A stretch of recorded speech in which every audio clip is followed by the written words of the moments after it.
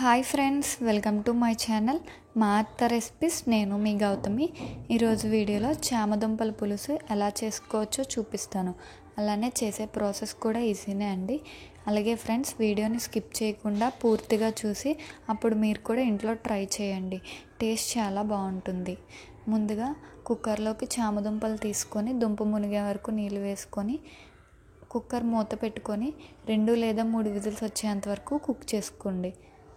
Whistle పోయిన తర్వాత మూత తీసి చూస్తే చామదుంపలు సాఫ్ట్గా ఉడికిపోయాయండి. ఇప్పుడు ప్రాసెస్ ఏంటో చూద్దాం. ముందుగా స్టవ్ ఆన్ చేసి బాండీ పెట్టుకొని 2 టేబుల్ స్పూన్ నూనె వేసుకొని నూనె వేడెక్కిన తర్వాత ఉల్లిపాయలను వేసుకొని ఫ్రై చేసుకోవాలి. అవి కొంచెం ఫ్రై అయిన తర్వాత 2 చిన్న సైజు టమాటాలు వేసుకొని ఫ్రై చేసుకోవాలి.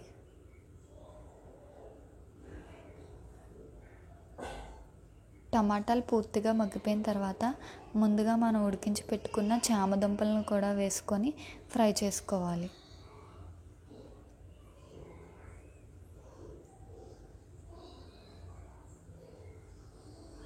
రుచికి సరిపడా ఉప్పు,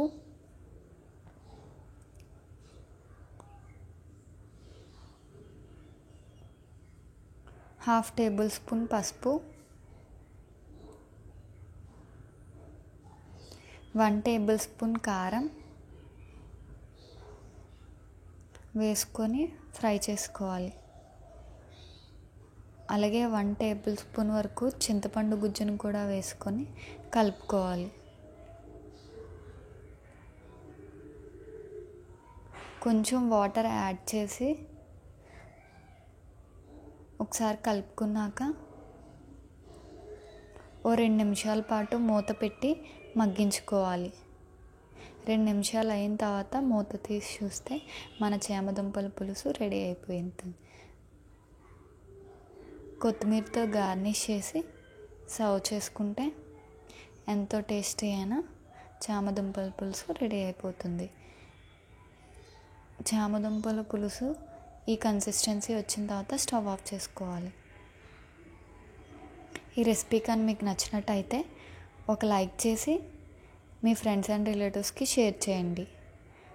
మరిన్ని వీడియోస్ కోసం మా ఛానల్ని సబ్స్క్రైబ్ చేయండి. Thank you for watching.